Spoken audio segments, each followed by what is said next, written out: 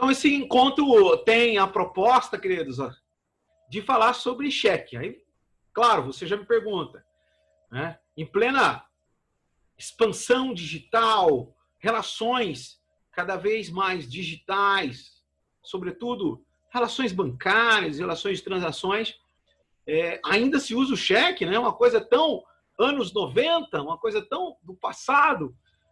E é necessário trocar aqui algumas informações sobre o cheque, porque ele ainda é utilizado. De fato, é importante ressaltar que nós teremos aí, talvez, dados mais consolidados ao final deste ano de 2020 para falar um pouco daquilo que era uma tendência, né? Cada vez mais há uma diminuição na utilização de transações financeiras com o cheque. Então, nós teremos aí esse reflexo da pós-Covid, essa retomada econômica, já um pouco mais adiante, tendo em vista que, inclusive, as relações financeiras, nesta retomada aí pós-Covid, têm acelerado cada vez mais os processos digitais, os processos de transações financeiras digitais. Mesmo assim, eu quero trabalhar com vocês algumas características importantes sobre o cheque. Quero traçar aqui um panorama desse título de crédito que década de 80, década de 90, aí, muito utilizado nas relações comerciais, industriais, nas relações de consumo, aquisição de bens e também de serviços. Então, vamos falar aqui sobre o cheque.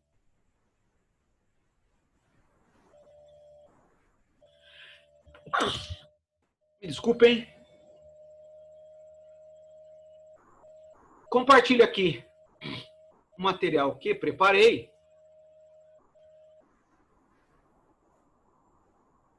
para falarmos um pouquinho sobre este assunto, né, sobre o cheque.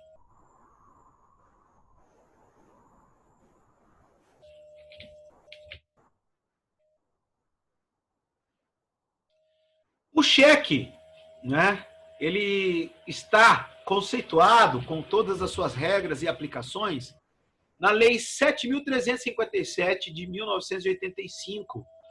Então, é nessa lei que disciplina as regras específicas sobre o cheque. É claro que no que couber, o Código Civil também, o Código Civil ali, a nossa última atualização do Código Civil em 2002, também serve como parâmetro legal, onde nós vamos encontrar conceitos e as relações sobre esse título de crédito, né, sobre essa importante ferramenta que, como falei no início, tem diminuído o seu uso. Mas é importante falar porque ainda há a utilização de cheque aí dentro da esfera administrativa privada e pública. Conceito, né, do cheque. O cheque, ele é um título de crédito, né, emitido em favor de terceiros, contendo uma ordem de pagamento à vista, não é? Essa ordem de pagamento à vista do cheque, como dizia, é uma ordem de pagamento à vista, não é? Pressupondo a existência de fundos em conta bancária. Então, esse é o conceito de cheque, inclusive conceito esse consagrado na lei do cheque. Cheque é um título de crédito, é uma ordem de pagamento à vista. Quando nós pensamos, então, nesse título de crédito, nós temos as figuras da relação financeira. Nós vamos ter o sacador, o sacado e o beneficiário ou tomador do título. Quero falar primeiro do beneficiário e traçar aqui algumas características importantes. O beneficiário do cheque aquele na qual o cheque é emitido, aquele que vai estar como título de crédito, ele tem, para receber o valor ali descrito e escrito no cheque, ele pode fazer algumas ações. Ele pode ir até a agência bancária onde o emitente do cheque é titular de conta e ele poderá, então, nesta agência bancária, apresentar o cheque ao atendimento e se identificar e receber o valor nele descrito. Então, essa é uma das ações que o beneficiário, que o tomador, pode fazer para receber o cheque descrito. Também, pode ainda o beneficiário, em posse do cheque, em posse do título, depositar em conta bancária. Ele pode fazer o depósito em conta bancária. Ou ainda poderá o beneficiário passar o cheque a terceiros em forma de pagamento.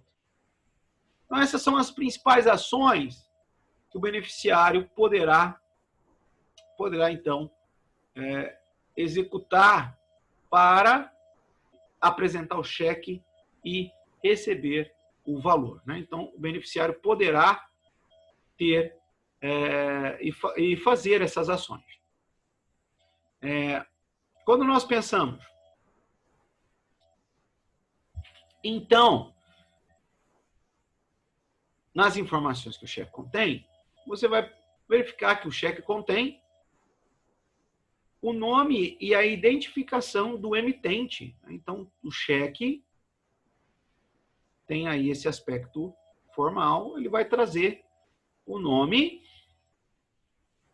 do emitente no seu corpo, né? Ele traz o nome do emitente. Traz também as informações do banco, endereço, né?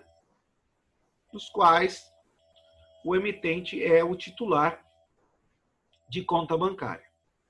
E trará no seu corpo sempre a inscrição: pague-se por esse cheque a quantia de, né?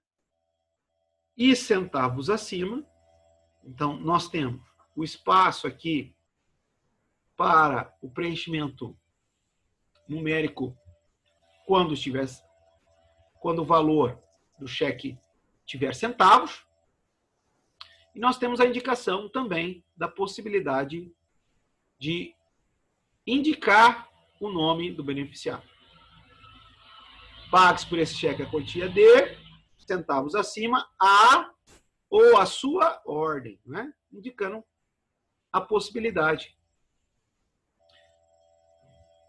do cheque também ser repassado a terceiros. Nós teremos o local para o preenchimento, local da emissão do cheque, data da emissão do cheque e ano de emissão. Então, o cheque ele tem esse aspecto formal estabelecido pelo Banco Central, por isso que a variação apenas no que diz respeito ao estilo e fonte de cada banco. Mas um talonário de cheque tem padrão, as dimensões têm esse padrão e também as folhas de cheque conterão os padrões formais. Então já sabemos o conceito de cheque. No que diz respeito a essa ordem de pagamento. Essa ordem é dada para quem, não é? Essa ordem é dada para o banco no qual eu tenho a conta bancária. Pague-se por esse cheque a quantia que eu escrevi aqui. Então, o beneficiário em posse do cheque procurará apresentar ao banco para que ele obtenha o valor. Lembrando que um título de crédito, no caso em que não tivermos pagamento desse cheque ou alguma dificuldade no que diz respeito à compensação por algum das causas de devolução de cheque, esse cheque ainda poderá ter a sua cobrança, né, de maneira já executiva judicialmente ou extrajudicialmente. Claro, num primeiro momento, observando sempre os prazos estabelecidos em lei para uma cobrança posterior. Vamos adiante. Falar agora sobre os tipos de cheque estabelecidos pela lei do cheque, né? Quais são os tipos de cheque? Primeiro tipo, o cheque administrativo, né? Vamos falar algumas características do cheque administrativo. O cheque administrativo é um cheque na qual o banco garante a existência de fundos, já que ele trata-se de uma operação realizada no banco. O cheque administrativo é comumente utilizado para pagamentos de alto valor, né? Então, quando você vai fazer emissões, vai pagar com cheque altos valores, né? Muito utilizado na compra de imóveis, de automóveis e outros bens de alto valor, onde o procedimento é de preenchimento pelo próprio banco. Então, o próprio banco vai se encarregar do preenchimento. O emitente, ele garante os fundos antes. Então, para emitir o cheque administrativo, há por parte do correntista o depósito antecipado do valor, né? Por isso essa garantia em transações de alto valor. Há a garantia ao depósito em conta do valor e há, então, por parte do banco, a emissão do cheque para o beneficiário que o emitente escolher. Então, o cheque administrativo é uma transação com cheque especial vinculada a uma operação realizada entre o emitente e o banco, na qual o emitente vai primeiro garantir esse alto valor e vai indicar o beneficiário para que, então, seja emitido o cheque. Então, é um cheque que tem garantia de fundos. É um cheque que não vai voltar por insuficiência de fundos, já que o banco garante que os fundos estão lá. Por isso que ele é que vai fazer a emissão. Então, é uma transação para negócios de alto valor. Cheque nominal. Vamos pensar aqui características do cheque nominal. Cheque nominal, como o próprio nome quer nos indicar, é aquele cheque que traz no seu preenchimento o nome do beneficiário. Então, no preenchimento do cheque, pague por esse cheque a quantia de R$300 a Nivaldo Pereira de Souza. No caso desse cheque, desse tipo de preenchimento, então, é um cheque do tipo nominal, já que traz no seu corpo o preenchimento e a indicação do beneficiário. Então, esse cheque é emitido para Nivaldo Pereira de Souza. Eu, então, terei todos os direitos como beneficiário para apresentar o cheque e receber o valor nele indicado. Então, o cheque nominal é aquele que tem no seu corpo a indicação do nome do beneficiário. Outra característica importante do cheque nominal é em relação ao valor mínimo e ao endosso. Em relação ao valor mínimo, o cheque nominal ele só pode ser emitido acima de R$100, né? R$100 para cima. Não posso emitir um cheque nominal com valor abaixo de R$100, acima de R$100. E o endosso, que não é colocar ali açúcar e tornar doce a cártula, mas é endossar, né? Endossar é, no verso do cheque, fazer todas as indicações de que eu sou beneficiário. Então, é quando o beneficiário, no verso do cheque, ele assina, se identifica e faz o endosso no verso do cheque com preenchimento de nome, documento de identificação e rúbrica. O que ele faz? Ele faz o endosso para quê? Para que ele possa passar o cheque a terceiros, para que ele possa, então, executar a ordem. Então, pague-se por esse cheque a quantia de R$300, Anivaldo Pereira de Souza, ou a sua ordem. Então, quando eu vou passar a outra pessoa para receber esse cheque, eu tenho que, no verso do cheque, executar, realizar o endosso. Vamos pensar no cheque ao portador. Muito simples. Muito tranquilo. Cheque ao portador é aquele cheque que não possui no seu preenchimento, não tem no seu preenchimento, a indicação do beneficiário. Fica em branco. Pague-se por esse cheque a quantia de R$300, não preencho a ninguém. Não indico o beneficiário. Não faço nenhuma das indicações. Pensando nisso, o cheque ao portador é aquele cheque que não indica o beneficiário, né? Que é muito comum. Vamos pensar aqui nas características do cheque cruzado. O cheque cruzado é aquele que traz no seu preenchimento duas linhas paralelas, né? Então, o cheque cruzado, preenchi o cheque lá e traço duas linhas paralelas, né? Isso é né? Preencho o cheque, duas linhas paralelas. O que essas linhas paralelas, cruzando o cheque, elas indicam? Elas indicam que esse cheque não poderá ser apresentado diretamente na agência do beneficiário. Ou, mais diretamente falando, de uma linguagem mais direta, não pode ser sacado na boca do caixa. Então, o beneficiário de posse de um cheque cruzado, obrigatoriamente, para receber, terá que fazer a apresentação.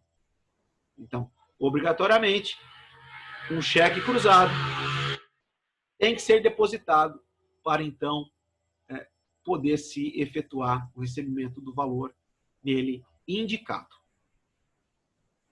De fato, a lei fala em duas linhas paralelas cruzando o cheque, mas o que acontece é que, para facilitar, muitas vezes começou-se a cruzar todo o talão de cheque, né? É muito mais rápido cruzar no cantinho do que cruzar o cheque inteiro. Então, essa indicação no cantinho também é hoje entendida como cheque do tipo cruzado. Você me pergunta, são só esses os tipos de cheque que a lei do cheque diz? São só esses tipos. Cheque administrativo, cheque nominal, cheque ao portador e o cheque cruzado. É claro, na sua mente já veio a seguinte questão. E o cheque, né, pré-datado, e o famoso prezão, e o famoso cheque pós-datado, e o famoso borrachudo, né, que aí alguns dizem, né? O cheque pré-datado ou pós-datado são tipos de cheque que não existem. Por uma razão muito simples. Primeiro, porque há expresso na lei do cheque, no artigo 32, que eu vou ler para vocês aqui a seguinte redação. O cheque é pagável à vista. Considera-se não escrito qualquer menção em contrário. Então, o cheque é um título de crédito à vista. Ou seja, em qualquer momento que um cheque chegar a um banco, for apresentado para pagamento, o banco vai efetuar o pagamento, já que o cheque é um título de crédito à vista. Só que, né, os brasileiros começaram, então, a fazer aquilo que a gente chama de acordo do fio do bigode, a confiar na outra pessoa para esperar. Você espera 30 dias, não apresenta o meu cheque para pagamento, não. Dá uma esperada. E isso foi multiplicando nas relações. E essas situações revelaram que já se havia na prática comum, adotado um novo tipo de cheque criado, né, pelas próprias relações. O que acontece é que o judiciário entende hoje que deve-se reconhecer o cheque predatado ou pós-datado. Aquele famoso bom para, né? Você perceba que no cheque não há espaço para preenchimento futuro.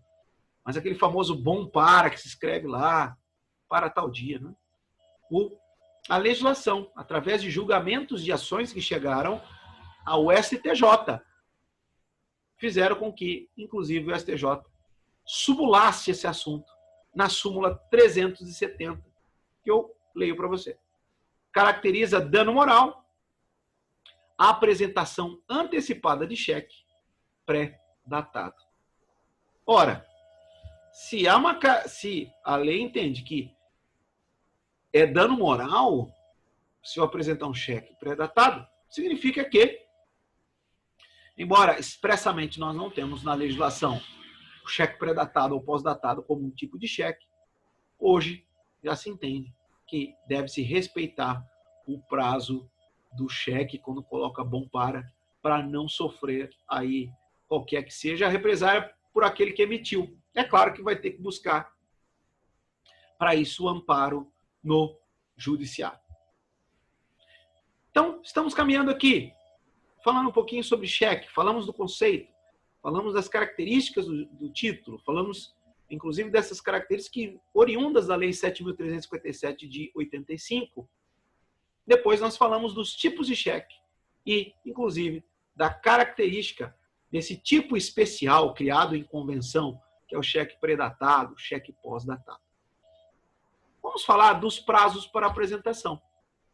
Qual é o prazo, né? A pessoa de posse de um cheque, quanto tempo tem o beneficiário ou tomador para fazer a apresentação? E antes de falar desses prazos, podemos inclusive mencionar os requisitos no preenchimento que são essenciais e aqueles requisitos que podem ser supridos. Então, na hora do preenchimento, o que não pode faltar na hora do preenchimento? Primeiro, denominação cheque. A cártula, né? A gente poderia definir o cheque de acordo com as normas estabelecidas por portarias e normas técnicas do Banco Central. O cheque não pode ter qualquer tipo de papel para ter validade. É requisito essencial a ordem incondicional de pagamento de quantia determinada. Ou seja, eu não preciso preencher aquele campo onde tem lá para eu colocar o valor numérico. Aquilo lá não é feito para preenchimento como requisito essencial, nem requisito suprível. Agora, se eu deixar de colocar a quantia, aí eu faltarei no requisito essencial. Tenho que colocar a ordem incondicional. Por quê? É através daquela ordem que o banco vai executar o pagamento e toda a sistemática para pagamento do banco. O nome do banco sacado, né? Então, o sacador, que é o emitente, né? Ele dá uma ordem para o sacado, ao banco, pague para o terceiro, né? Pague para o beneficiário, pague para o tomador. Então, tem que ter o nome do banco sacado, né? Tem que ter a assinatura do emitente, indicação da data de emissão. Até porque é através da data de emissão que se conta o prazo prescricional do cheque. Requisitos que são supríveis, né? Então, faltou, mas não tem problema. Indicação do lugar de pagamento. Então, se eu faltei, né, com a indicação do lugar, só coloquei a data da emissão, é suprível pelo lugar do banco sacado. Então, não preenchi a data, não tem problema. Dá uma olhada onde que é o banco do titular, aquilo fica válido como lugar de pagamento. E também a indicação de lugar de emissão, né? É suprível pelo lugar do domicílio do emitente do cheque, né? Então, o emitente do cheque, em seu domicílio, supre a falta do lugar de emissão. Interessante mencionar a súmula 387 do STF, que também fala sobre cheque, né? E diz lá que o portador pode completar a cártula né? Desde que tenha boa-fé no preenchimento. Então, faltou algum requisito que pode ser suprido, o portador pode ir lá preencher, né? Faltou lugar de emissão. Eu vou lá de boa-fé, coloco o lugar de emissão, o lugar de pagamento, que não tem problema, porque eu estou agindo de boa-fé ali na relação. Inclusive, o STF já julgou uma ação com esse tema. Por fim, prazo para apresentar o cheque em pagamento. Recebi um cheque. Quanto tempo eu tenho para receber o valor nele indicado? Se o cheque for de mesma praça, ou seja, mesmo município, 30 dias contados da data de emissão. Cheque da mesma praça, 30 dias contados da data de emissão. Cheque de praças diferentes, 60 dias contados da data de emissão. Praças, municípios. Então, municípios diferentes. O prazo é em dobro, né? Prazo de 60 dias para apresentar e receber o valor descrito no cheque. Então, nós vimos, queridos alunos, as características do cheque. O conceito, as bases legais, a ideia de ser um título de crédito para pagamento à vista, as características de cada tipo de cheque apresentado pela lei do cheque, complementado pela lei em convenção, bem como